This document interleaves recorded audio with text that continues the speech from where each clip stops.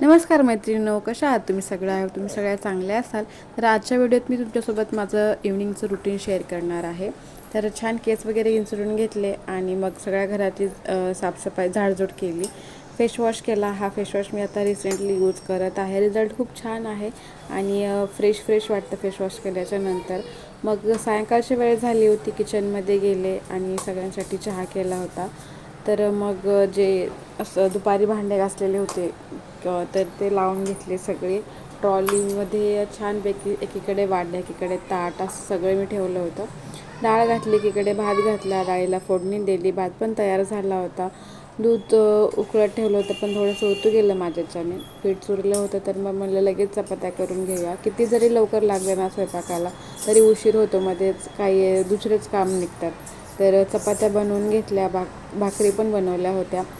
बाजारातून स्वीटकॉर्न आणलं होतं तर ते भाजून घेतलं आणि तोंडी लावायला मिरच्या भाजल्या.